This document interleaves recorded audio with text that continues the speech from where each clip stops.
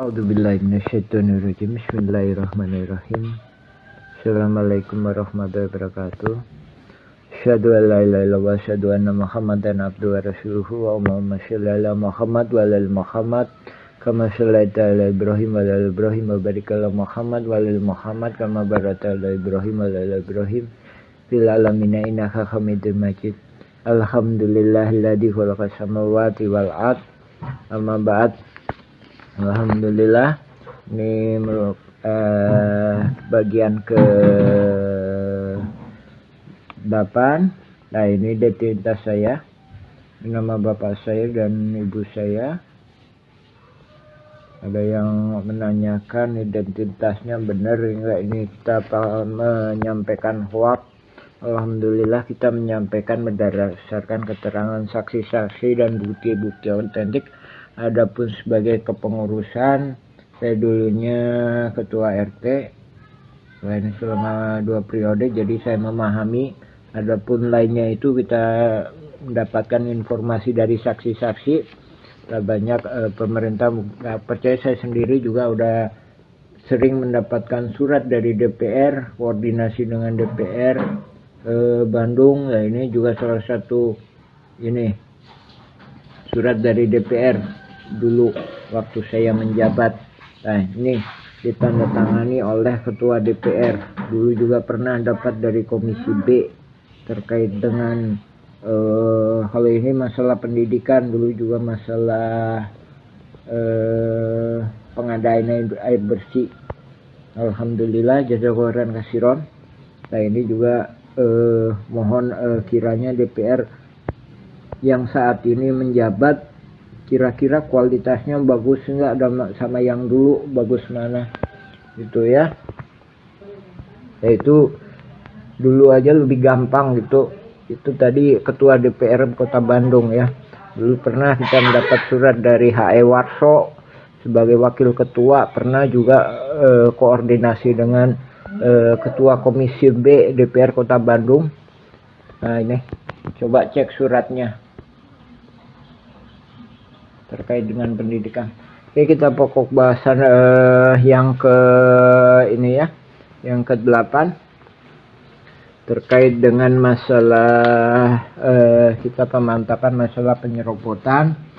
Nah, adapun penyerobotan ya 2000-an itu di atas ini ya. Di atas ini semakin menjadi-jadi. Nah, ini mulai dari juga es pasar impres, kemudian di atas sini. Jadi ini posisinya di belakang Demas. Ya, belakang Demas. Nah, ini foto yang saat-saat ini setelah dikioskan lagi. Nah, numpuk sampah lagi. Ini memang ex TPA, kemudian udah kerja baktiin sama warga, kemudian dikeoskan lagi oleh jaringan mafia tanah ini.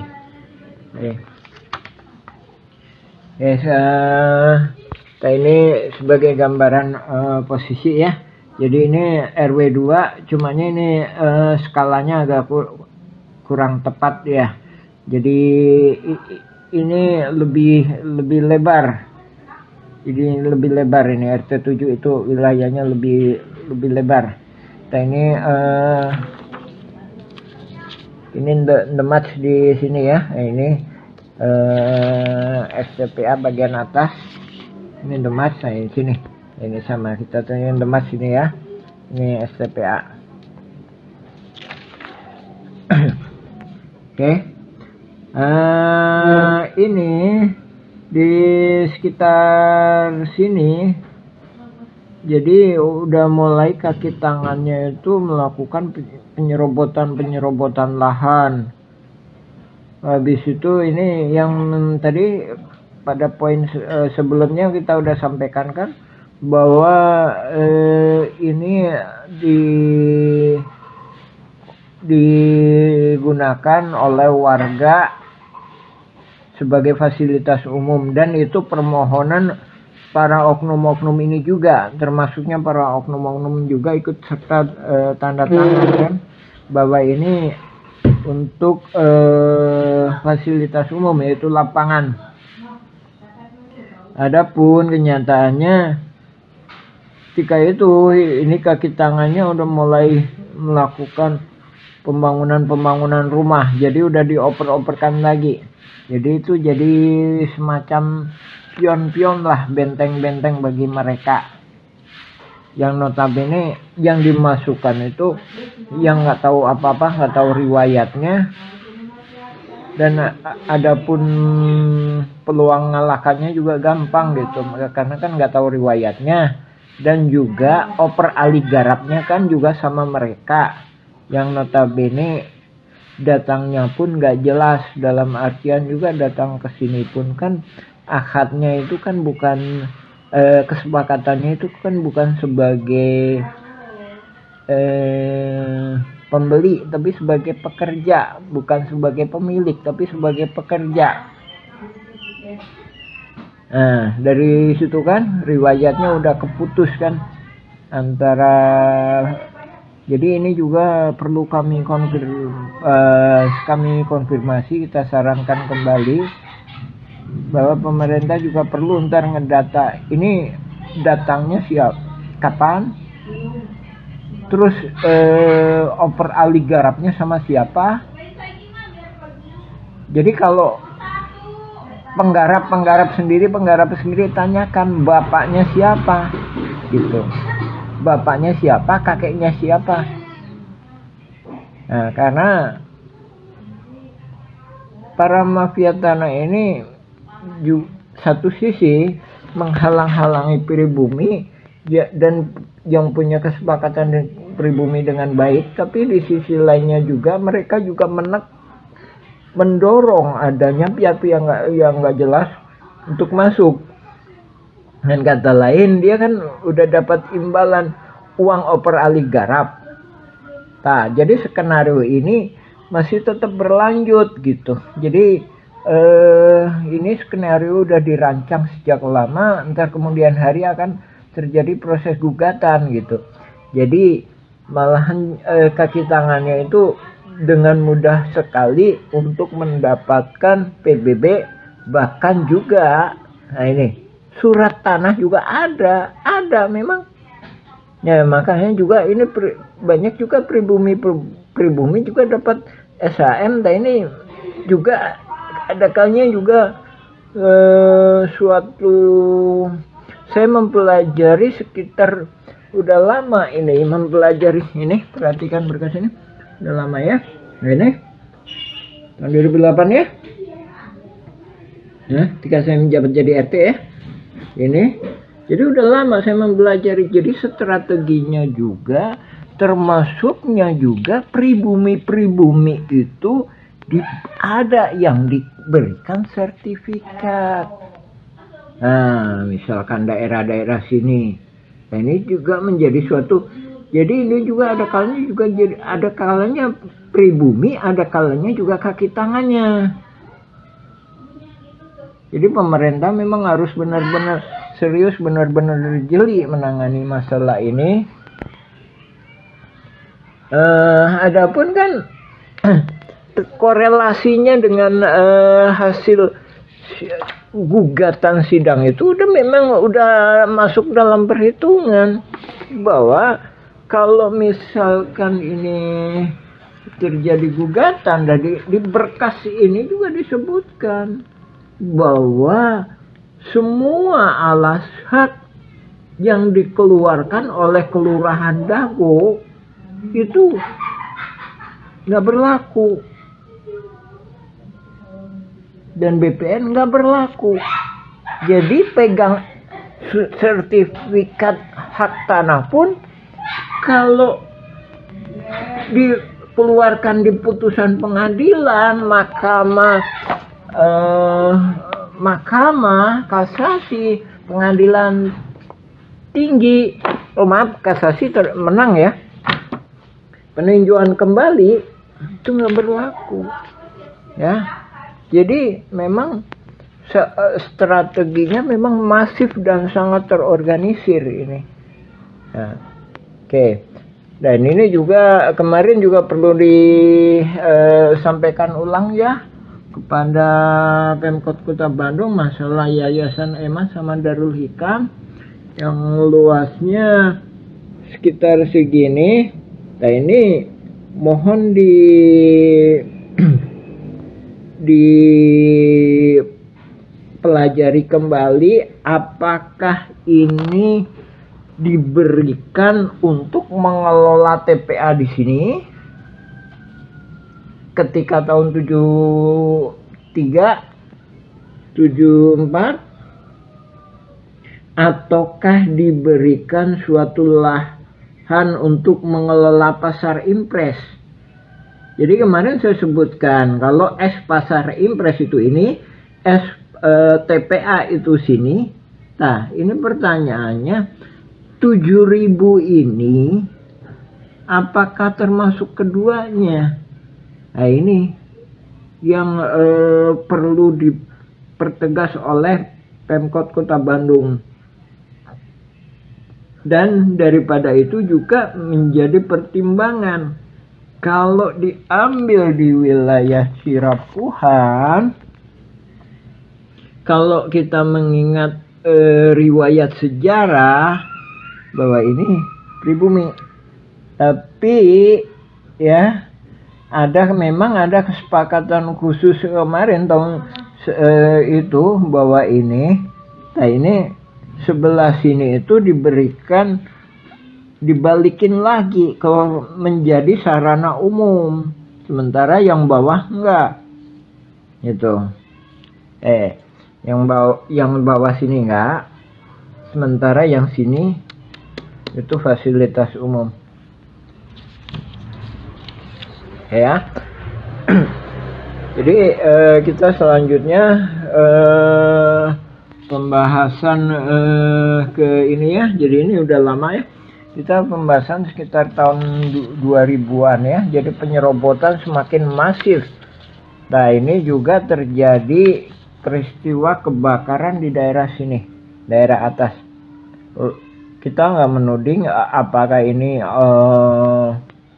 skenario mafia tanah atau bukan, tapi yang jelas setelah itu ini semakin masif, kaki tangannya ini menduduki wilayah-wilayah atas.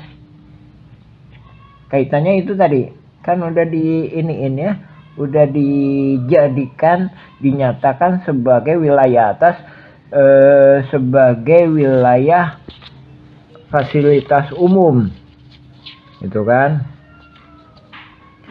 jadi wilayah atas itu sini, sedangkan ini wilayah bawah. Ini sama sini ini lebarnya lebih kurang sekitar 70 sampai 100 meter lah. 70 sampai 100 meter ini. Nah, jadi terjadi kebakaran di sini tahun 2005. Nah, ini memperpanjang daftar kaki tangan jaringan mafia tanah ini yang masuk ke sini. Jadi yang masuk ke wilayah atas yang dinyatakan sebagai fasilitas umum, dan juga memperpanjang adanya intimidasi ke warga-warga pribumi yang mana istilahnya dilepas-lepasin aja. Nah, adapun ini ntar juga intimidasi juga semakin berlanjut, bahkan juga tahun 2008 2009. Nah ini kita sampaikan juga bahwa setelah kondisinya bagus ya, ini diberikan tumpukan bekas galian hotel pembangunan Wirton, pondasi Hotel Wirton. Nah dari sini. Nah kemarin ada kerusuhan warga dengan polisi, kita nggak heran di sini juga jaringan mafia tanah ini juga berusaha memprovokasi. Jadi caranya dengan menyewa truk TNI. Otomatis kan warga dilema untuk menentangnya kan. Nah ini juga menjadi perlu digarisbawahi pada pemerintah bahwa jaringan tanah ini perlu juga kita berhati-hati ya. Kalau saya sendiri, nah ini juga jelas bahwa ibu saya selanjutnya saat usianya udah 80, ini jelas SPG, Sekolah Pendidikan Guru, terakhir jabatan sebagai kepala sekolah di suatu SMA. Sekarang SPG kan udah ditutup, otomatis ada datanya. Alhamdulillah saya sendiri yang ngambil surat pensiunnya di Jakarta di Kepresidenan. Alhamdulillah jelas ini kan, ibu saya, bapak saya juga jelas tuh. Pemerintahan Kabupaten tingkat 2 Lamongan, silakan dicek.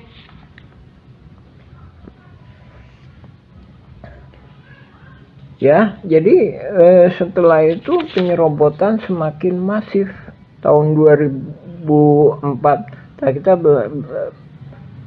ini sekitar riwayat 2004-an ya. Terus 2004 2005 itu kita mengadakan ini pembuatan peta. Nah ini setuju kan? Nah ini kalau riwayat yang dulu itu sini RW 2, sini ada jalan. Ini memang pemerintah harus memang tinjau lokasi, susah untuk ininya, susah untuk kalau memang nggak ditinjau lokasi. Masalahnya konturnya bukan kontur lurus tapi berbukit. Nah ini RT 7 dulu. Nah kita memohon ke pemerintah, dalam hal ini Lurah Dago, untuk menegaskan batas. Ini batasnya di mana? Nah kemarin udah saya sampaikan bahwa lapangan ini ya kan, itu masuk ke RW 1. Nah, adapun kemarin di PBB udah saya ini PBB atas nama Didi Koswara seluas 15.000 meter ini. Nah, alamatnya di sini. Nah, kita mengirimkan surat kepada pemerintah tuh. Ini tahun 2007 ya. Dan tahun 2005 pun kita sudah membuat itu. Nah ini ya. Jadi ini kaitannya kita sendiri untuk mengantisipasi supaya tidak di jaringan mafia tanah ini kita tekan. Jadi keadaan yang dibuat jaringan tanah ini membuat bingung gitu. Nah, adapun ini bila mana saat ini pengadilan melakukan eksekusi, nah ini pemerintah harapan juga hati-hati. Ini banyak, ini pribumi, ini nggak bisa lewat. Nggak bisa lewat. Dan ini sejak lama kita tadi tahun 2008 kita membentuk pembahasan. Nah ini ituin Dewan Pertanahan Rakyat, dan memang banyak yang tidak berani. Alhamdulillah saya terima amanat ya untuk menjadi koordinator sajalah disebutnya. kita sendiri udah berusaha ngebahas pembentukan Dewan Pertanahan Rakyat untuk dibuatkan lembaga yang memang ini. Nah, ini bukan berarti ntar harus ada ini ya. Masalahnya ntar malah jadi adanya kepengurusan yang ternyata boneka mafia pertanahan. Nah, sekali lagi ya. Ini kalau dieksekusi, ini banyak warga-warga pribumi yang memang nggak masuk ke ini, nggak masuk ke gugatan, juga nggak masuk ke objeknya, tapi nggak bisa lewat. Sementara lain daripada itu, ini ada juga, kita sendiri juga bicara banyak hal. Jadi juga bicara kita objeknya digugat, tapi subjeknya enggak. Nah, ya. Dan ini juga kita udah pelajari. Nih, ini dulu udah melakukan penyerobotan. Nah, udah melakukan penyerobotan, ini, ya, ini nggak bisa lewat. Jadi ini pun jalan motor yang sangat kecil, sedangkan jalan besarnya di sini. Jadi nggak bisa ke sini. Akhirnya dia harus membeli ini. Ini yang kasus keluarga Sep Makmun sama ini Tommy ya. Ingat ya, Tommy itu yang dulu menaungi bapaknya Sep Makmun. Tommy itu yang menaungi bapaknya Sep Makmun, tapi balas budinya anak turunan Ahya ini ya. Jadi Ahya dulu ditolong sama pribumi, balas budinya ini diambil, ya. Dan ini nggak bisa lewat, ya, bisa lewat. Lain daripada itu, ini juga udah dibendung sama sertifikat atas nama Iwan Sujadi sama Didi Koswara dengan keterlibatan Iwan Sujadi PT Batu Nunggal. Ini banyak warga yang nggak bisa lewat. Jadi kebendung 2 sertifikat ini aja. Makanya kita mohon supaya dijatuhin. Ini kan bisa lewat sini. Makanya perlu saya sampaikan, nggak bisa Pak. Ini tebing posisinya, ini tuh posisi konturnya itu kontur berbukit. Jadi ini nggak bisa langsung ke sini. Bisa jalan setapak motor nggak bisa. Ini kontur berbukit. Ya. Jadi ini begitu ini sertifikat ini ada, makanya saya perlu Jalan Cirebon nomor 33. Sekarang coba mohon dicek sertifikatnya, dan memang harus harus direvisi atau dibatalkan itu sertifikat, karena itu sertifikatnya itu sampai sini. Jadi jalan ini ketutup, ini tuh nggak bisa ke sini. Kalau misalkan dia memaksakan berdasarkan undang-undang, kan masuk lahan saya yang mana? Kan ada di sertifikat itu. Nah, salah satu caranya yang memang harus dijatuhkan. Dan ini pun nggak bisa. Nah, ini kaitannya sama eksekusi ini. Otomatis ini akan terjadi masalah yang demikian besarnya. Ini warga pribumi ini nggak akan bisa lewat. Ini tebing di sini. Ini ada bukit lagi gitu. Ini sungai. Jadi ke sini itu naik lagi, nggak bisa. Nah, ini dipikir memang kejam jaringan mafia tanah ini. Jadi nggak bisa lewat ini. Di sini juga nggak bisa lewat. Nah, ini saya bilang makam. Kenapa makam nggak diambil ini makam? Kenapa ini 6467 itu kenapa nggak diambil? Karena dia tahu ini bisa menandakan bukti bahwa ini pribumi lebih dulu. Nah, ini makam, komplek makam. Nah, ini juga ada juga jaringan tanah, mafia tanah yang lain udah kita kirimkan juga. Jadi ini ceritanya juga suratnya gini. Sekarang dibuat gini, gitu. Jadi ambil makam. Nah, sementara di sini juga ada makam juga. Ya, mungkin untuk bagian ke-8 sekian dulu. Insya Allah kita sambung lagi ke bagian selanjutnya. Kita jelaskan ke berkas yang lainnya lagi dan korelasinya. Alhamdulillahirrabbilalamin. Assalamualaikum warahmatullahi wabarakatuh. A'udzubillahi minasyaitonirrajim. Bismillahirrahmanirrahim. Alhamdulillahilladzi khalaqas samawati wal ard. Asyhadu an la ilaha illallah wa asyhadu anna Muhammadan abduhu wa rasuluhu.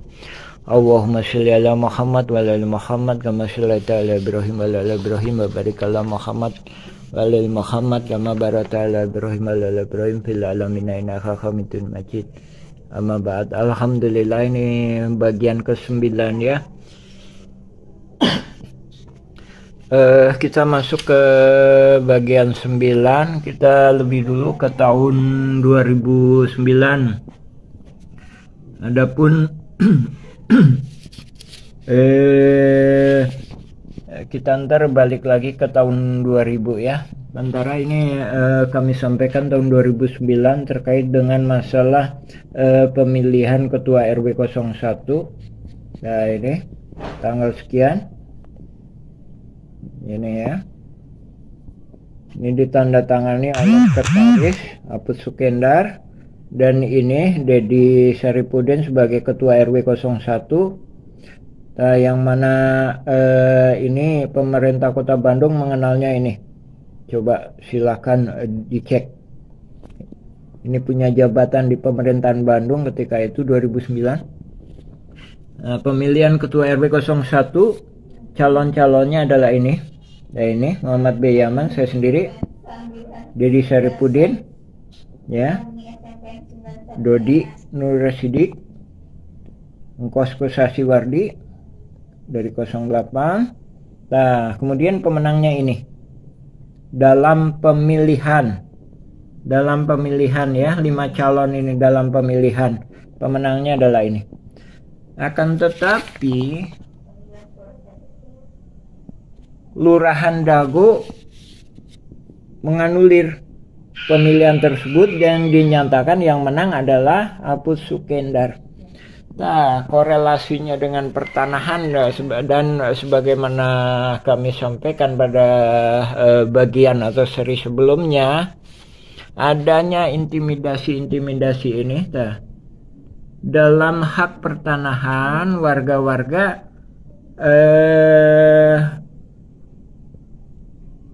pribumi dipersulit untuk mendapatkan hak pertanahan. Jadi RT RW ditekankan untuk tidak memberikan kesempatan warga-warga pribumi. Nah, ini ya. Jadi ini saya sampaikan bukti-buktinya ya. Sampaikan bukti-buktinya. Kenyataan di lapangan seperti itu, alih-alih seperti itu, akan tetapi keluar PBB seluas 15.000 atas nama Didi Koswara. Ya. Nah, itu ya korelasinya ya, yang kemudian akan ditokohkan sebagai tokoh utama tergugat. Nah, itu jadi skenarionya adalah, kalau ibaratkan bola adalah permainan gajah. Jadi tim tergugat sendiri pun udah mulai dibentuk gitu. Yang mana ntar memberi peluang kemenangan kepada penggugat. Sehingga mendapatkan tanah yang sedemikian luas. Sementara kaki-kaki tangannya di sini ini mudah sekali diiniin. Akan tetapi benar tidaknya dalam artian jaringan mafia tanah memberikan haknya itu, nah itu saat ini mungkin menjadi bisa jadi suatu kemustahilan ya. Karena dalam berkas BPN pun dinyatakan bahwa semuanya juga jatuh gitu ya. Dan kalau bicara mulai ini, dengan kata lain, kaki tangannya sendiri udah mendapatkan keuntungan dengan kebebasan melakukan pembangunan di sana sini, mengurus PBB-nya, sementara pribumi ini secuil kertas pun adakannya dipersulit ya. Jadi jangankan surat tanah, PBB pun itu aja dipersulit ya kan. Ya itu kan tadi kaitannya, PBB salah satu syaratnya minta tanda tangan Pak Lurah, sementara RT RW-nya pun itu nggak mau tanda tangan. Nah, ya kan? Alhamdulillah ketika zaman ketua RW Pak Sis Mulyana dikasih kesempatan untuk mengurusnya, akan tetapi nah ini sudah menjadi skenario. Nah ini perlu diselidiki ya, diduga ini udah menjadi skenario jaringan mafia tanah ini. Pribumi itu dihambat, diintimidasi. Nah itu berdasarkan kemarin surat yang kemarin, nah ini tertanggal 30 Mei ya, yang dikeluarkan di RW 2. Nah ini ya, masalah oper Ali Garap bekas ini pembuangan sampah, tuh kan, lebih ditekankan padahal pembuangan sampah yang dipersulit. Nah, ntar di pembuangan sampah pun itu dianggapnya sebagai pasar impres, bekas pasar. Jadi maksudnya gimana? Bekas pasar itu nggak ada di RW 1, adanya di RW 2. Nah, sementara PBB ini, ya kan, ini posisinya itu di RW 1, jadi bekas TPA. Kalau kita runtut ke sejarah awalnya, itu penggalian pasir. Ya. Nah, dari sini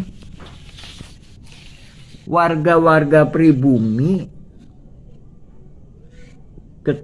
anak-anaknya sekolah, ngurus surat-surat, dimintain PBB-nya, sementara pengurus oknum tokoh masyarakat sendiri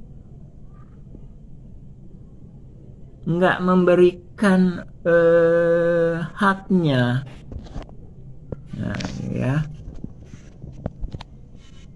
jadi ini kaitannya sama 2009 ini nyata bahwa ada gerakan-gerakan di atas yang mana itu seolah-olah mentokohkan. Nah ini menjadi bonekanya ya, kaitannya sama ini kan. Jadi calon ketua RW ini ya, sementara yang jadi ini. Jadi tahun-tahun sebelumnya pun ini kedekatannya dengan pihak atas itu terkait masalah pertanahan pun gitu. Jadi kalau kita warga pribumi ngurus PBB susah. Nih, ngurus PBB ya kan, tanda terima tahun 2017 ini dikoordinasikan ya, nggak keluar, kecuali riwayatnya diskenariokan, diindukkan ke sini, yang notabene entar akan dijadikan pihak yang sepemahaman dengan Asep Mamun CS, yang mana semuanya itu akan jatuh oleh ahli waris Mueller berdasarkan keputusan pengadilan. Kan punya peluang menang, punya peluang menang gimana? Nggak ada peluang menang. Sebelum itu pun Bu Raminten dengan Samsul Mapareba punya kesepakatan. Itu sebelum gugatan. Itu membuktikan bahwa tergugat, sekali lagi, tergugat lebih dulu mempersiapkan dibanding penggugat. Nah, dari sini ya, sepandai-pandainya tupai melompat, nah ini akan juga jatuh juga. Nah, dari sini atas rahmat Allah. Jadi mereka sendiri melakukan kesalahan yang fatal, yaitu menunjukkan bahwa ini memang kolusi kerjasama antara oknum tergugat sama oknum penggugat. Nah ini pemerintah pusat harap-harapan membentuk tim independen.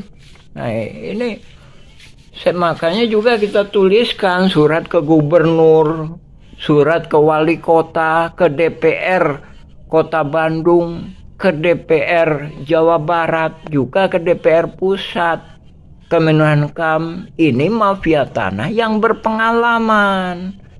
Jadi masif banget ininya. Tuh kan surat ini. Jadi ini di lapangan ini nyata bahwa pengurus RT RW itu nggak mau menginiin tokoh-tokoh pribumi dan tokoh-tokoh yang bekerja sama dengan pribumi. Sementara warga-warga yang notabene kaki tangannya pegang PBB.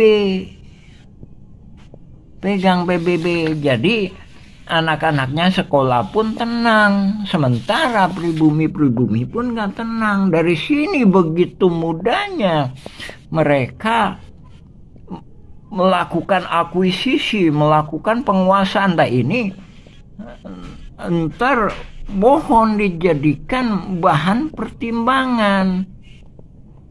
Jadi sekalipun punya kesepakatan hak operali hak garap dari pribumi, pada kenyataannya seperti ini. Jadi mereka pribumi nggak punya kesempatan untuk mengajukan hak pertanahan, sementara mereka itu diintimidasi sehingga mau nggak mau melepaskan hak pertanahan. Nah ini ini sekali. Coba mohon dilakukan pemeriksaan di lapangan. Ini kaki tangannya itu sekarang itu menguasai sangat banyak jumlahnya, sementara pribumi itu luasnya itu sangat dikit. Dan kemarin juga saya sampaikan ya, ini masyarakat pribumi ini yang ada sertifikatnya pun ini terkepung, nggak bisa keluar. Ini jalan raya di sini, ya, jalan raya di sini. Sementara di sini itu ada sungai dan di sini itu bukit lagi. Jadi mereka nggak punya kesempatan untuk keluar, ya. Jadi tertutup jalannya dengan hasil dari sidang ini. Jadi ini nggak bisa dilakukan eksekusi, ya, nggak bisa dinyatakan demi keadilan berdasarkan ketuhanan yang Maha Esa. Ini warga ini nggak bisa keluar. Jalan motor nggak bisa keluar. Masalah jalan, mungkin ada yang menyatakan masalah jalan ntar kan bisa diiniin. Kita belajar dari sejarah ini ya. penyerobotan lahan Tommy, Rokaya, keluarga Nawisan. Ini nggak bisa keluar jalan warga di sini. Akhirnya dia membeli sini dengan sangat terpaksa. Mau dibongkar, dia pegang sertifikat. Ini Jalan Cirapuan nomor 33 ini yang saat ini ya. Ini harap-harap menjatuhkan. Nah, ini di sini juga dibendung lagi sama sertifikat atas nama Didi Koswara dan Ismail Tanjung. Adapun Iwan Surjadi juga pinter. Dia juga megang, jadi haknya itu masih tetap di Iwan Surjadi. Jadi di Notaris M. Nathaniel itu disebutkan bahwa Iwan Surjadi itu punya hak memegang sertifikat itu sekalipun atas nama Didi Koswara dan Ismail Tanjung. Dari situ para jaringan mafia tanah ini memang koordinasinya masih banget. Jadi ini sebagai jaminan bila mana pihak tergugat dalam Asep Makmun CS dan Didi Koswara menang, kan? Iwan Surjadi udah memegang. Jadi masih bisa dikerjasamakan gitu. Jadi lahan yang kemarin saya nyatakan di sini itu masih bisa diinikan, masih bisa istilahnya dikolusikan untuk berbagi. Adapun pengkhianatan saling mengkhianati udah biasa. Ini kan mafia melawan mafia, tapi perlu dijadikan A'udzubillahi minasyaitonirrajim. Bismillahirrahmanirrahim. Assalamualaikum warahmatullahi wabarakatuh. Alhamdulillahilladzi khalaqas samawati wal arda, asyhadu an la ilaha illallah wa asyhadu anna Muhammadan abduhu wa rasuluhu.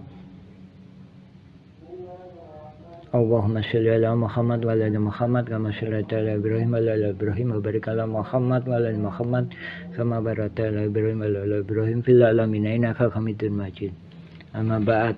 Alhamdulillah, pada kesempatan hari ini di bulan yang suci ini tanggal 21 Ramadan kita akan menginformasikan riwayat Tanah Dago. Bismillahirrahmanirrahim. Sebenarnya gimana sih riwayat Tanah Dago? Terus apa kaitannya dengan konflik Tanah Dago Los, dan apa itu Dago Los, dan apa itu Cirapuhan? Sebenarnya lebih dulu yang mana? Jadi Dago itu asal kata dari nadagoan atau kata kerja, sedangkan Cirapuhan itu subjeknya. Nah, di sini akan kami jelaskan. Pada awalnya di zaman Belanda tahun 1800-an, lebih kurang sekitar 1850, itu Belanda ketika menjajah Indonesia, di daerah Bandung ini menyebutkan kawasan yang namanya Cirapuhan. Sebenarnya ini dikatakan oleh orang-orang Sunda, yaitu Cipanyepuhan, yang artinya tempat besi tempa, yang artinya para pekerja-pekerja yang terkait masalah perbesian, pertanian, dan lain sebagainya. Dan kata lain, Cirapuhan itu asal kata dari Cipanyepuhan. Ci itu artinya sungai, Panyepuhan itu artinya tempat besi tempa, dan yang terkait dengan pertanian dan produksi hal-hal yang pertanian, belincong, kampak, pacul, dan lain sebagainya, dan juga pertanian dan juga hasil bumi pertanian. Jadi tahun segitu kawasan yang sekarang disebut Dago Pakar atau Bandung Utara, Dago Timur, Curug Dago, Jajawai, Cirapuan. Cirapuan saat ini ya, itu disebut kawasan Cipanyepuhan. Nah, dari situ masyarakat Cipanyepuhan ini dipanggil oleh Belanda untuk bekerja, dipanggil atau dipaksa untuk Belanda untuk bekerja untuk membangun rel kereta api. Lain daripada itu, mereka berkebun di kawasan Bandung Utara. Nah, setelah bekerja, dia ada kalanya berkebun. Kemudian hasil buminya itu dijual, yang saat ini sekitar daerah Simpang. Nah, dari daerah Simpang itu atau di Pati Ukur itu tempat batasnya mana pribumi harus menunggu. Sebelah selatannya itu orang pihak-pihak Belanda. Jadi pribumi nggak boleh masuk. Nah, itulah yang disebut warga-warga Cipanyepuhan lagi nunggu. Bahasa Sundanya nadagoan. Nah, itulah Dago. Itulah sejarah Dago. Kenapa disebut Dago? Makanya bisa disimpulkan. Jadi Cirapuhan atau asal kata dari Cipanyepuhan itu tadi lebih lama daripada Dago itu sendiri. Nah, dari situ ya. Setelah Indonesia merdeka dan selanjutnya Cirapuhan itu blok. Kemudian setelah Indonesia merdeka, Dago itu menjadi blok, bukan kelurahan. Kelurahannya adalah Kelurahan Coblong, kecamatannya Cibenying, Bandung. Nah, selanjutnya Cirapuan itu jadi kampung. Kampung Cirapuan, Kelurahan Dago, Kecamatan Coblong, Bandung. Jadi yang awalnya tadi, awal-awal Indonesia merdeka, Coblong itu kelurahan. Sedangkan Dago itu bloknya. Setelah lama Indonesia merdeka, Dago menjadi kelurahan, Coblong menjadi kecamatan. Ya itu ya. Terus arti kata dari Dagolos. Dagolos itu apa? Sekitar tahun 1970-an, pemerintah kota Bandung itu membuat bidak-bidak untuk pasar impres, yang artinya bahasa kitanya disebut los ya. Jadi Dago los itu versi warga, itulah yang disebut pasar impres. Jadi bidak-bidak itu tadi atau tempat-tempat itu tadi disebut Dago los atau Dago pasar. Nah, di situ. Jadi riwayat Dago los itu mulai dari 1970-an. Nah, kita bicara dengan saudara Angga. Tahu nggak pribumi Dagolos? Panggil orang yang namanya Jana. Itu leluhurnya leluhur pribumi. Sedangkan kalau leluhur Cirapuan itu sejak zaman penjajahan 1850-an ya. Nah, itu ya. Jadi ada yang berita-berita di ini banyak yang hoax gitu teh. Itu banyak berita-berita yang diskenariokan oleh mafia tanah. Silakan cek Nawisan Kurma. Alhamdulillah rabbil alamin. Wassalamualaikum warahmatullahi wabarakatuh. Bismillahirrahmanirrahim. Assalamualaikum warahmatullahi wabarakatuh. Nah, lebih kurang dari sinilah titik pribumi Nawisan itu ada dulu ketika tahun 1800-an. Nah, ini letak posisinya lebih kurang di depan Hotel Jayakarta. Jadi dari sini ya apa yang disebut Cipanyepuhan itu jadi tenaga lah, atau tempat besi tempat, atau ahli petani lah, atau pekebun atau yang tenaga yang membuat rel. Jadi saat ini leluhurnya dari Cirapuhan, leluhurnya dari Dago Sawargi, atau leluhurnya dari Dago Timur, Kanayakan, Dago Biru, Curug Dago. Nah, itu disebut Cipanyepuhan. Adapun keluarga Nawisan lebih kurang titiknya di sini. Nah, jadi keluarga Nawisan itu diduga kuat juga sama saudaranya ya, atau leluhurnya Bu Yos lah. Ada pertokoan, ntar kita musyawarah, kita videonya leluhurnya Bu Yos. Dan mungkin juga sama temannya atau saudaranya. Lain daripada itu, ada juga masyarakat misalkan seperti dari Buniwangi, yaitu keluarga Juanta itu. Ya, alhamdulillah. Assalamualaikum warahmatullahi wabarakatuh. Bismillahirrahmanirrahim. Alhamdulillah. Kita di makam pribumi. Ini makamnya Nawisan. Bismillahirrahmanirrahim. Assalamualaikum ya ahli kubur. Ini makam pribumi Nawisan. Ini membuktikan bahwa seharusnya Muller atau Simongan nggak punya hak untuk mendapatkan egendom, karena pribumi lebih dulu. Ini makam pribumi.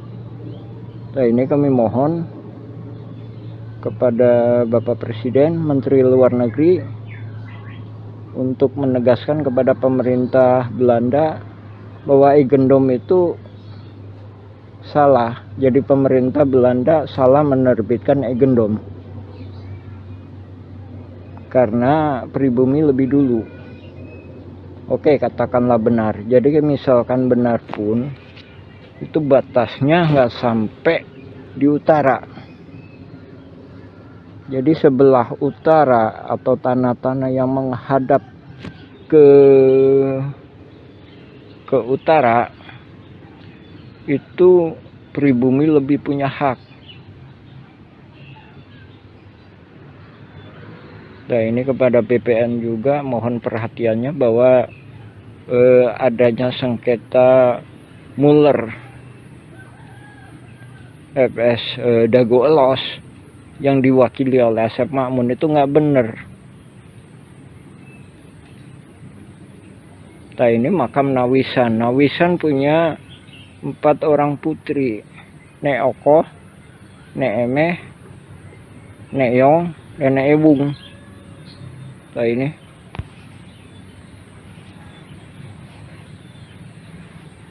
jadi kalau Muller menuntut, harusnya 6467 dulu yang dituntut. Di situ membuktikan siapa yang punya hak terhadap lahan tersebut. Ini kalau 6467 diambil, semuanya jatuh. Sebaliknya kalau diambil nggak sah, itu nggak bisa. Karena 6467 itu membuktikan siapa yang punya hak. Oke lah, kita ambil logika. Ada dompet hilang, ya KTP-nya dulu yang harus diambil. Di situ membuktikan siapa yang punya hak gitu. Jadi KTP-nya sesuai enggak? Ada handphone, ada jam tangan, udah secara otomatis jatuh itu handphone sama jam tangan. Tapi kalau ini sama, jadi 6467 dulu. Jadi argumen polisi nggak bisa kami terima.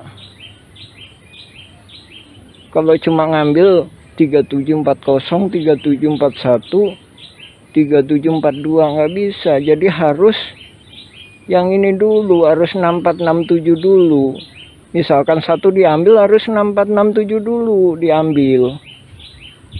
Barulah dibawa ke pengadilan, barulah minta minta keadilan. Dan ini membuktikan nggak bisa. Ini pribumi lebih dulu. Ini buktinya, adanya makam ini merupakan suatu bukti bahwa pribumi lebih dulu. Insya Allah ntar kalau ada waktu kita jelaskan anak turunannya. Sampai saat ini jumlahnya sekitar 1000-an. Nah ini mafia tanah ini membuat jutaan orang dibodoh-bodohin, ditipu. Yang digugat 3740, 3742, 3741. Sementara yang ada makamnya nggak digugat. Nah itu salah. Ya alhamdulillah. Assalamualaikum warahmatullahi wabarakatuh. Assalamualaikum ya ahli kubur. Let me tell them the following. To do what is right is to respect the principles of non-interference in the domestic affairs of other countries.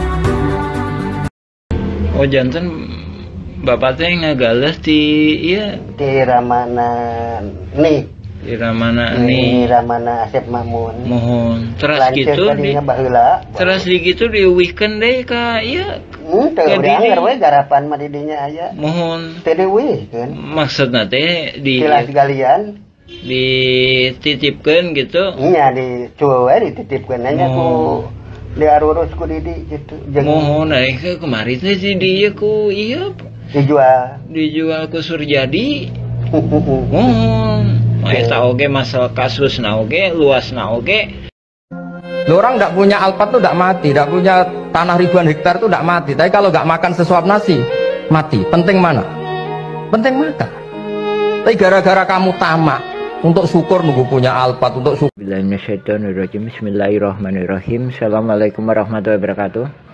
Alhamdulillah kita melaporkan pertemuan kemarin dengan Lurah Dago dan perwakilan dari LBH warga Dagolos perihal laporan penipuan Muller. Terkait hal itu kami secara tegas menyatakan untuk dukungan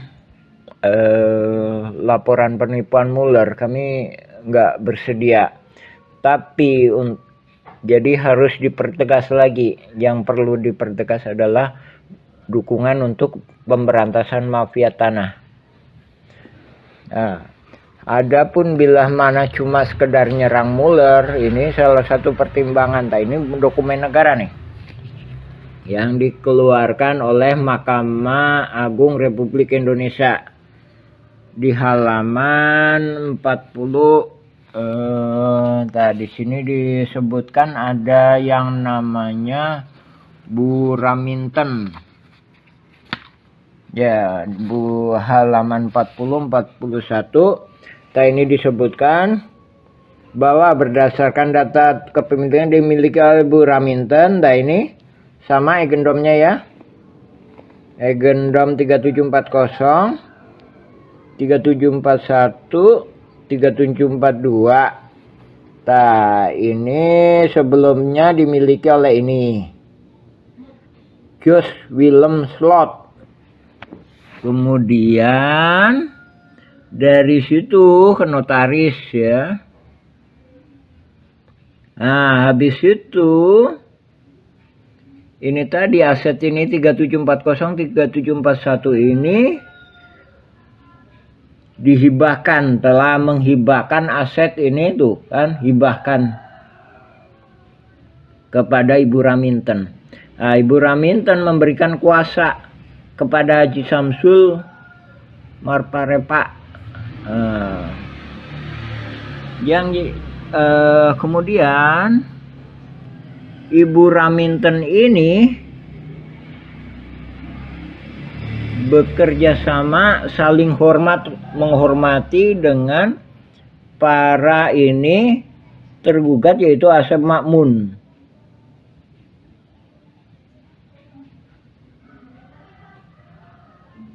Tuh, saling menghormati hak dan kewajiban masing-masing pihak.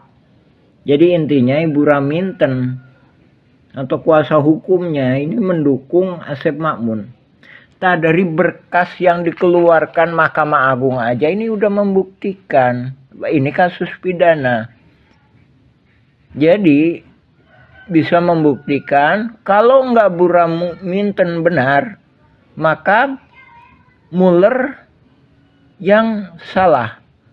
Sebaliknya, kalau Mueller benar, Bu Raminten salah, yang wajib dihukum. Nah, tapi bisa-bisa dua-duanya salah, ya kan?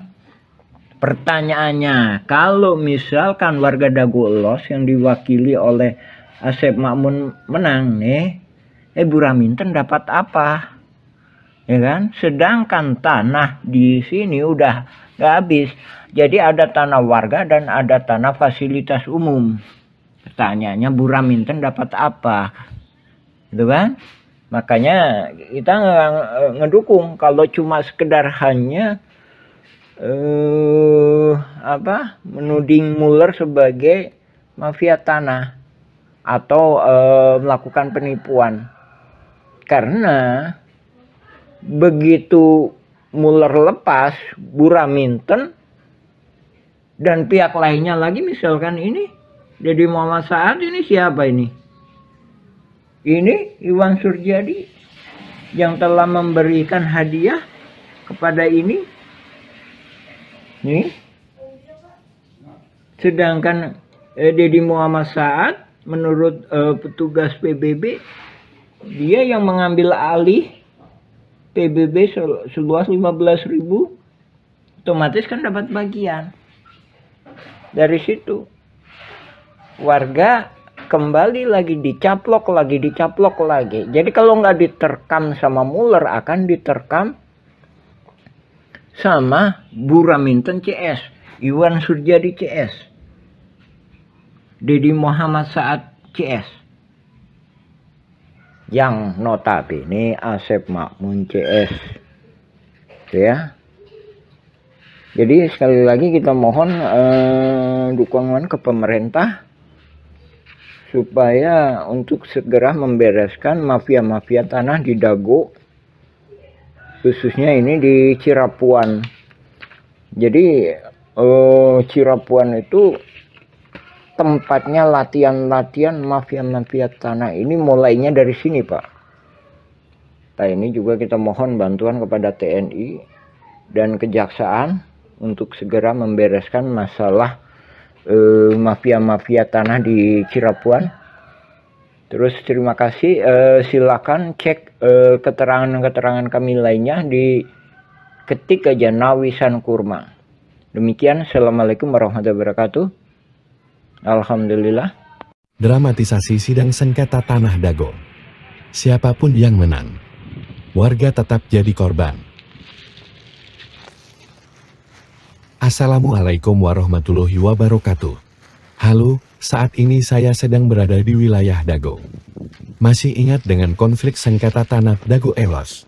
Ternyata, konflik sengketa tanah Dago Elos merupakan dramatisasi yang sengaja dilakukan oleh beberapa oknum warga yang ternyata sejak awal sengaja dibuat sebuah skenario untuk saling menggugat. Konspirasi ini dilakukan untuk membodoh-bodohi warga. Dan pada akhirnya, warga masyarakatlah yang dirugikan. Berikut ini merupakan sepak terjang dari oknum warga yang merupakan mafia tanah. Diceritakan oleh seorang tokoh masyarakat, yaitu Muhammad di Yaman. Buka channel ini untuk melihat video lengkapnya. Let me tell them the following. To do what is right is to respect the principles of non-interference in the domestic affairs of other countries. Dramatisasi sidang sengketa tanah Dago. Siapapun yang menang, warga tetap jadi korban. Assalamualaikum warahmatullahi wabarakatuh. Halo, saat ini saya sedang berada di wilayah Dago. Masih ingat dengan konflik sengketa tanah Dago Elos? Ternyata, konflik sengketa tanah Dago Elos merupakan dramatisasi yang sengaja dilakukan oleh beberapa oknum warga yang ternyata sejak awal sengaja dibuat sebuah skenario untuk saling menggugat.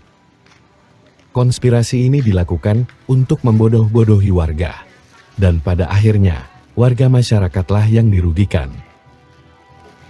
Berikut ini merupakan sepak terjang dari oknum warga yang merupakan mafia tanah. Diceritakan oleh seorang tokoh masyarakat, yaitu Muhammad di Yaman. Buka channel ini untuk melihat video lengkapnya. A'udzubillahi minasyaitonirrajim. Bismillahirrahmanirrahim. Assalamualaikum warahmatullahi wabarakatuh. Kita mengulas mengenai pernyataan kami yang mana kami menyatakan bahwa konflik Dagoelos adalah mafia tanah saling gugat. Di sini kita lebih fokus membahas masalah bahwa data-data tergugat itu didata oleh para penggugat, yang mana kita sendiri juga menyaksikan sekitar tahun 2008 hingga 2014 atau 2015 sering kita menyaksikan Asep Makmun CS itu aktif. Dari sini juga kelihatan bahwa nama-nama pergugat utamanya 1 sampai dengan 4 ini adalah rekanan-rekanan yang udah biasa main pertanahan yang nggak jelas dengan kerjasama dengan pihak luar. Kita mengomentari pendapat ini itunya asal-asalan. Ya, bisa jadi memang asal-asalan, tapi ada yang nggak bisa dilakukan kecuali oleh hanya ketua RT atau ketua RW yang tinggal di daerah tersebut. Dalam hal ini Asep Makmun adalah ketua RW, sedangkan di RW 1 Apus Sukendar itu diangkat sama lurah. Oke, kita lebih fokus ya masalah tergugat nomor 69 Udin S. Ini Udin S ya, Dagoelos ya. Terus tergugat nomor 99 Udin Sudenta, Dagoelos ya. Terus selanjutnya ini tergugat nomor 232 dan 233 yang mana disebutkan atas nama Cepi. Cepi ini anaknya Udin Sudenta. Ini disebutkan alamatnya 215A sama 215 ya, cuma dikasih tambah A. Ini menunjukkan bahwa yang ngedata ini pihak tergugat, bukan penggugat. Ini menunjukkan suatu kerjasamanya. Oke, kita jelaskan ya. Adapun Udin Sudenta itu yang dimaksudkan dulu yang namanya Udin S ya, penggugat 69 ini ya. Dulu yang bersangkutan itu memang tinggal di RW 2 ya. Terus penggugat nomor 99 itu Udin Sudenta. Dia punya juga bidak di sebelah terminal yang sekarang dipakai tambal ban. Itu ya kan. Terus kenapa kok bisa itu Cepi, ada nama Cepi, padahal ini dia sendiri juga ini udah koordinasi antara penggugat sama tergugat. Itu tadi ya, Cepi 200 tergugat 232 sama Cepi 233 ya. Itu kita tunjukkan. Ini nih. Rumah ini rumah Udin Sudenta. Dari mana dia tahu bahwa ini punya Cepi? Padahal Udin Sudenta punya lebih dari 1 anak. Dari sini menunjukkan pihak tergugat dalam hal ini pendata Asep Mamun CS ngambil gampangnya, oh anaknya Udin Sudenta itu Cepi. Nah terus yang satunya lagi, kenapa diambil Cepi tergugat sebagai 233 beralamat 215 dan 215A. Ini salah satunya memang yang sebelah utara itu emang dijual yang namanya Pak Dirman. Sementara Pak Dirman itu mau jadi warga RT 07 RW 1. Ini kami duga dia khawatir kalau Pak Dirman ini dibantu oleh warga RW 01, dalam hal ini warga RW 01 yang nggak masuk dalam jaringan mafia tanah. Nah, adapun ini kita sendiri juga mohon ke pemerintah dalam hal ini ke Lurah Dago supaya batasnya diperjelas. Nah, ini batasnya diacak-acak. Tahun 99 itu batasnya di sini nih. Nah, ini kita sepakati. Jadi Demak itu masuknya ke RW 1. Kantor pos itu batas akhir RW 2. Jadi sebelah utaranya atau yang dikuasai oleh Dago Inti Geraha sekarang. Jadi asal muasalnya kan dari pribumi diserobot oleh Asep Mamun, dari Asep Mamun ke Pak Budi. Pak Budi dijual ke PT Dago Inti Geraha, dia peralihkan lah garapannya ya. Itu masuk RW 01.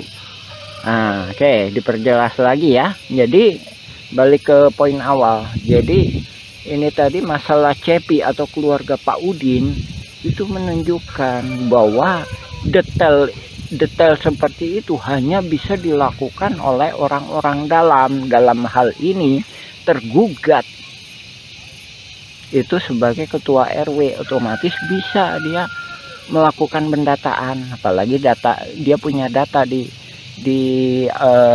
keadministrasian, apalagi juga Apus Sukendar sebagai ketua RW 1 ikut serta terlibat di dalam jaringan mafia tanah ini, yang mana Pak Apus sendiri bukan calon ketua RW tapi diangkat sama Lurah Dago sebagai ketua RW ketika masa pendataan. Oke ya, itu ya.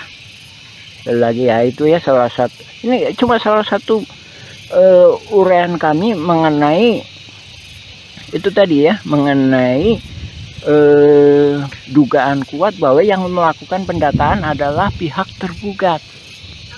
Tak sehubungan dengan yang itu juga, kami sendiri sebagai pengalaman, kami Muhammad B. Yaman pengalaman sebagai ketua RT selama 2 periode. Jadi seandainya kami disuruh ngedata para tergugat seperti ini, juga kemungkinan kami nggak sanggup. Masalahnya bukan warga kami. Dalam artian para tergugat mesti sadar didata ini, didata untuk apa. Tak sementara dalam kasus konflik Dago Los FS ahli waris Muller itu para tergugat itu nggak paham. Nah di sini korelasinya ya Pak ya, Ibu, Bapak, alhamdulillah. Silakan cek informasi dari kami, baca blog kami Nawisan Kurma atau YouTube Nawisan Kurma, silakan mengenai keterangan kami lainnya. Ya demikian, assalamualaikum warahmatullahi wabarakatuh. A'udzubillahi minasyaitonirrajim. Bismillahirrahmanirrahim. Alhamdulillahilladzi khalaqas samawati wal ard. Asyhadu an la ilaha illallah wa asyhadu anna Muhammadan abduhu wa rasuluhu. Allahumma shalli ala Muhammad wa ala Muhammad kama shallaita ala Ibrahim wa ala Ibrahim. Barik ala Muhammad wa ala Muhammad kama barakta ala Ibrahim wa ala Ibrahim fil alamin innaka Hamidum Majid. Alhamdulillahirabbil alamin. Tanggal 7 Mei kemarin perwakilan dari Presiden Republik Indonesia Bapak Jokowi alhamdulillah sangat cerdas sekali melakukan kebijakan solusi menangani mafia saling gugat di konflik Dago Los FS ahli waris Muller. Nah, ini memberi kesempatan kepada warga Kampung Cirapuan untuk meneruskan pembuatan film dokumenter. Nah, ini kita menindaklanjuti ini ya. Pokok bahasan kemarin masalah bahwa pihak tergugatlah yang melakukan pendataan calon-calon tergugat. Dan dari sini juga membuktikan bahwa ini saling berkolusi ya. Kemarin juga ada saya sampaikan bahwa tergugat nomor 69 Udin S, bahwa ini satu keluarga ya. Tergugat nomor 69. Habis itu nomor 99 Udin Sudenta ya, ini sama aja ini ya, satu keluarga ini ya. Nah, ini cuma orang pribumi, orang yang maksudnya orang yang di situ yang bisa menjelaskan. Nah, ini ya yang membuktikan bahwa pihak tergugat lah yang melakukan pendataan. 69, 99. Selanjutnya ini, nah ini anaknya Udin S atau Udin Sudenta nomor 232 atas nama Cepi 233. Nah ini yang dijual ke Pak Dirman tapi tetap di atas namakan Cepi. Nah, ya kan? 1, 2, 3, 4, udah 4 ya. 4. Nah, 4. Nah ini juga membuktikan. Tuh 5 Udin S. Jadi ini satu keluarga. Saya jelaskan. Jadi ini yang pertama itu bisa jadi yang di RW 2 atas nama Yani itu. Yani itu putrinya Udin S. Terus kan 5 kan? Yani. Terus 5, 6 ya? 6 ya? 6.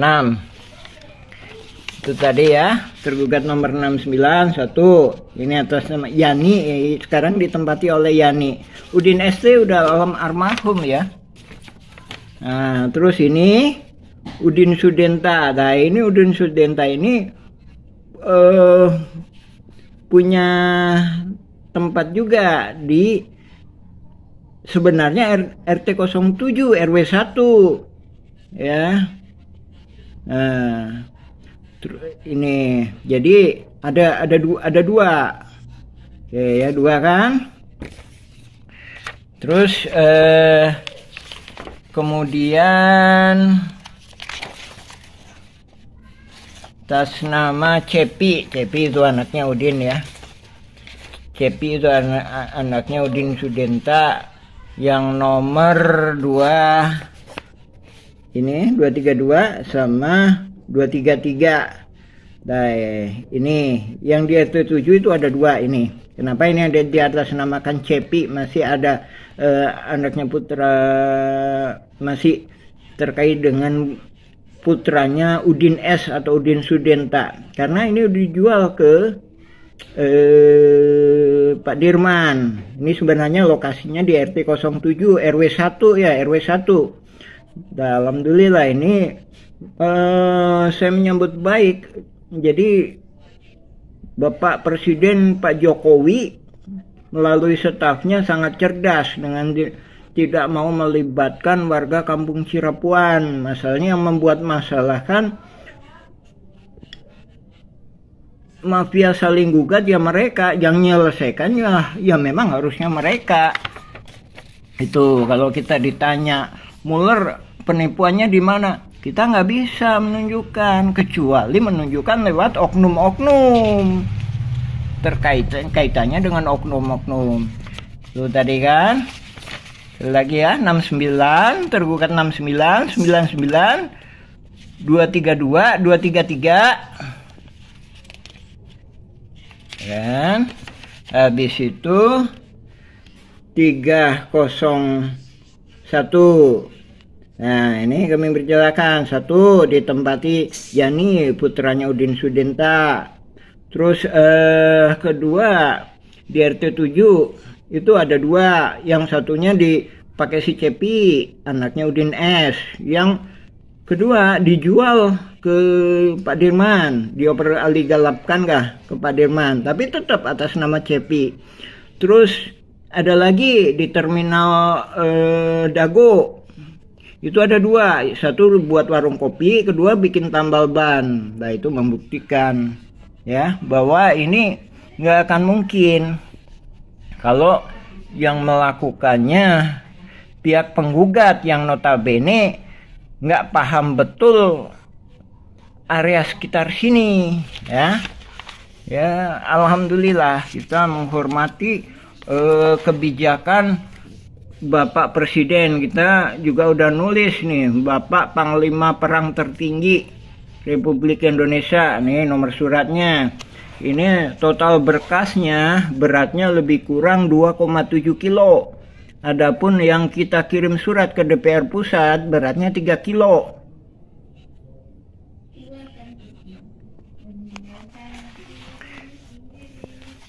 Dan mudah-mudahan semuanya berjalan lancar lah ini.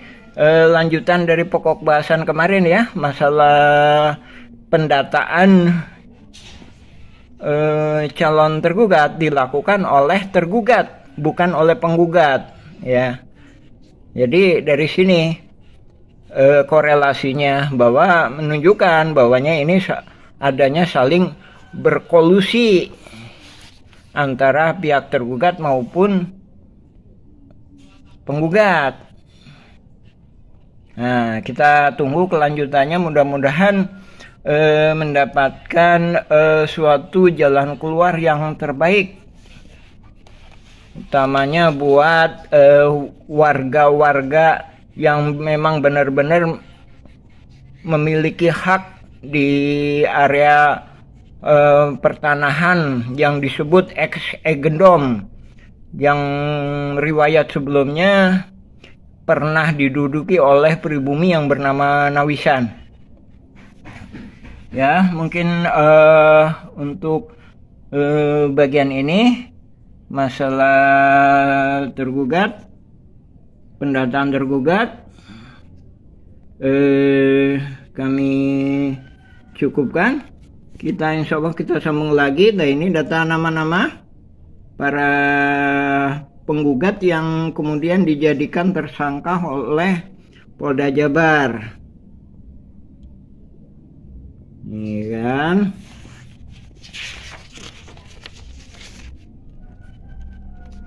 Ini berkas pengadilan negeri.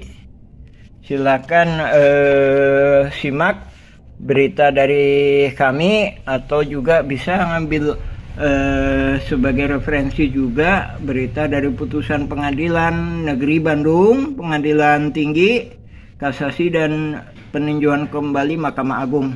Alhamdulillahirrabbilalamin. Assalamualaikum warahmatullahi wabarakatuh. A'udzubillahi minasyaitonirrajim. Bismillahirrahmanirrahim. Assalamualaikum warahmatullahi wabarakatuh. Alhamdulillahilladzi khalaqas samawati wal ardh, asyhadu an la ilaha illallah, asyhadu anna Muhammadan abduhu wa rasuluhu. Allahumma shalli ala Muhammad wa ala Muhammad kama shallaita ala Ibrahim wa ala Ibrahim. Barik ala Muhammad wa ala Muhammad kama barakta ala Ibrahim wa ala Ibrahim fil alamin innaka Hamidum Majid. Amma ba'd. Alhamdulillahirabbil alamin. Pada kesempatan saat ini kita sampaikan perihal batas-batas. Nah ini kami sampaikan di mana Asep Makmun dalam persidangan dikatakan bahwa batas-batas egendom diketahui dari bapaknya, sebagaimana yang kami jelaskan bahwa itu kami duga kuat adalah bentuk kedustaannya. Jadi dia mengetahui egendom itu sekitar 1980-an.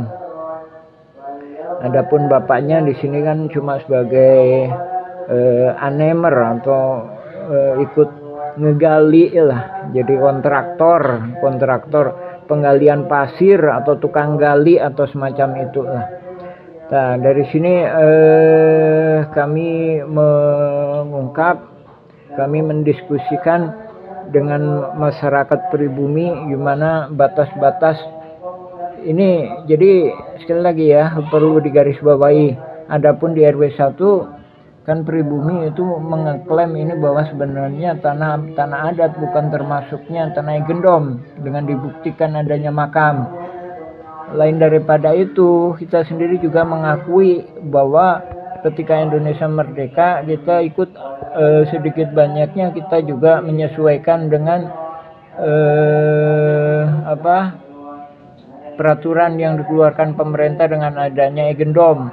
Nah, dari sini juga warga negara utamanya Kampung Cirapuan menghormati juga egendom itu bisa menunjukkan letak peta. Nah, di sini juga kami sampaikan gimana cara-cara Asep Mamun menentukan ini ya. Nah, dia kami duga kuat akan membuat garis-garis egendom ini kan mafia tanah saling gugat kan, garis-garis ini setelah tanah-tanah adat, sini ya. Nah, ini kan tanah adat ini. Nah, ini kan tanah pengajuan. Terus ini yang di RW 1 ini kan yang dikhianati itu. Jadi yang dihalang-halangi untuk diproses oleh jaringan mafia tanah ini. Nah, dari sini itu. Nah, dari sini nyatakan sebenarnya juga nggak benar. Jadi Asep Mamun seolah-olah melindungin ini. Nah, karena ini lahannya yang diserobot, sementara itu juga di sini di Iwan Surjadi, Didi Koswara sama Ismail Tanjung ntar akan di kesini batas-batasnya. Dari situ dia bisa menentukan batas. Jadi ini kita nyatakan bahwa nggak benar bahwa dia dikasih tahu bapaknya sebagaimana keterangan di pengadilan. Itu kami nyatakan, kami duga kuat itu penipuan. Jadi bersumpah palsu di pengadilan.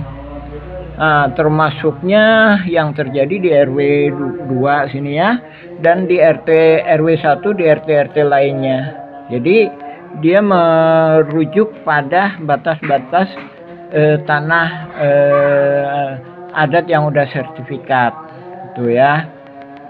Terus lain daripada itu, sebenarnya masyarakat pribumi Kampung Cirapuan di RW 1 sendiri juga ada kesepakatan dalam hal ini juga sedikit banyaknya sebagaimana kami jelaskan di bab selanjutnya, bahwa memang diduga kuat ini juga termasuk tanah egendom. Maksudnya tanah yang diklaim oleh Simongan. Makanya ini kami harapkan egendom itu dibatalkan itu untuk haknya. Dan alhamdulillah memang secara undang-undang kan udah dibatalkan. Jadi cuma bisa dipakai batas wilayahnya. Nah, lain daripada itu, nah ini kita juga sering mengingatkan, dan termasuknya tokoh agama Diki Sulaiman. Saya jelaskan bahwa ini tanah adat Pak Bagio.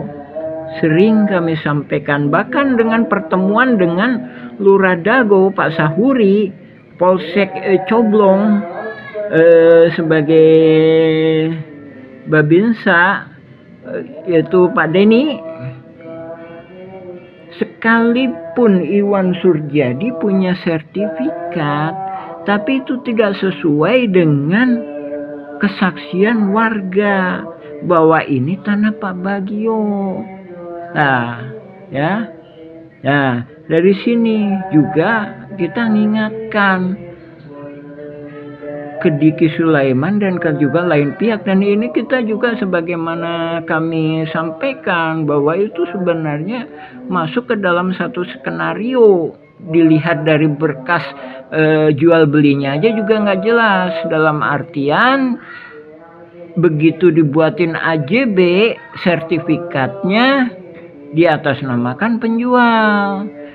Lain daripada itu, Iwan Surjadi juga pinter, sertifikatnya ditahan. Nah, terus juga lain daripada itu, nah ini ada kesepakatan lainnya lagi. Nah ini kita sering ingatkan. Nah juga di dalam pertemuan itu seolah-olah warga diberikan tanah wakaf masjid. Tak ada pun Pak Slamet bin Karto sebagai keluarga melakukan peminjaman ke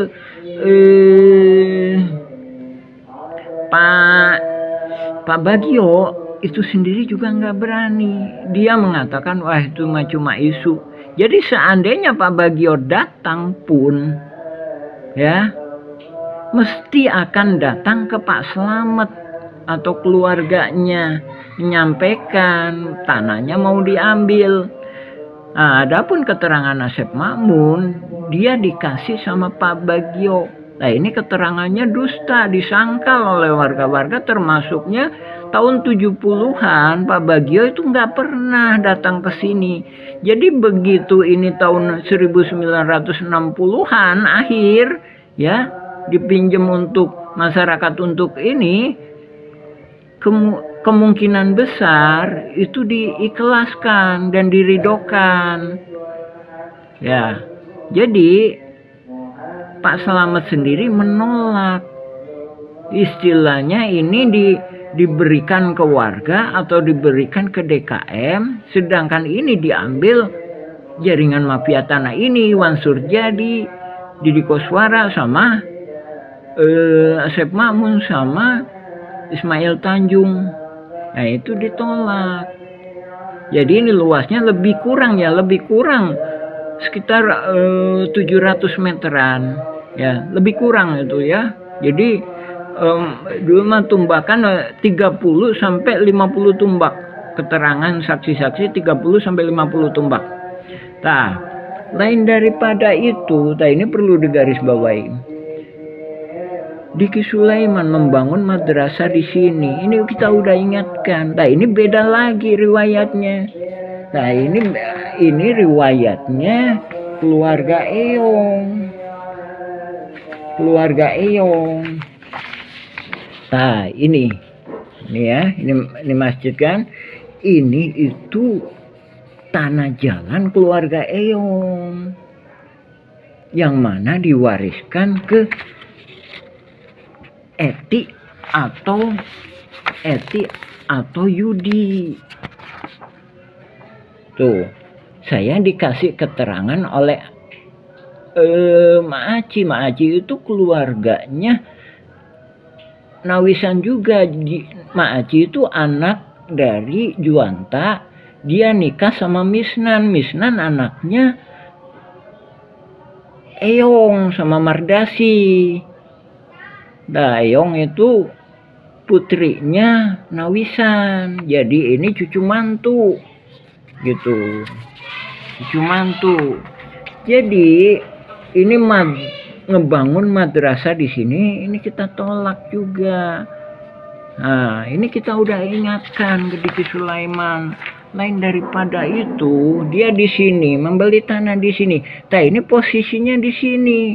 Ini berdasarkan surat sertifikat Pak Unus dan juga sertifikat sebelahnya Pak Johan. Gitu. Sertifikat Pak Johan menyatakan bahwa sebelah situ gitu. Dari sini ini mohon dicabut juga, dan juga kami sayangkan Diki Sulaiman menyatakan dukungannya kepada Iwan Surjadi CS dalam hal ini juga kepada Dago Elos, dan dia pernah berusaha mendoakan mereka, sementara kita sendiri masih berposisi sebagai abstain perihal Dago Elos, Ewes Muller itu dalam artian mereka itu satu pihak. Jadi seandainya kita mau gabung asalkan riwayat-riwayat yang jelas yang disampaikan gitu. Nah, juga masalah RW 2 diduga kuat itu Egendom itu di sini. Nah, adapun ini kan udah sertifikat, ya kan? Nah, dari sini aja juga membuktikan bahwa sudah lama pihak BPN pun membuat surat-surat tanah yang sebenarnya juga Egendom, tapi diiniin tanah adat. Nah, sebenarnya tanah adat kalau di RW 2 itu sekitar sini. Ah, apalagi di RW 1 ini riwayatnya lebih tua. Jadi RW 2 itu riwayat yang tua itu keluarga besar Jana, sedangkan di RW 1 saja 1800-an, 1850, 1870-an. Jadi Nawisan itu diduga kuat bersama saudaranya dan diduga kuat juga bersama bapaknya. Ya, alhamdulillahirobbilalamin, udah waktunya Isya. Kita sambung lagi ke bab berikutnya. Alhamdulillah, insya Allah. Assalamualaikum warahmatullahi wabarakatuh. Let me tell them the following. To do what is right is to respect the principles of non-interference in the domestic affairs of other countries.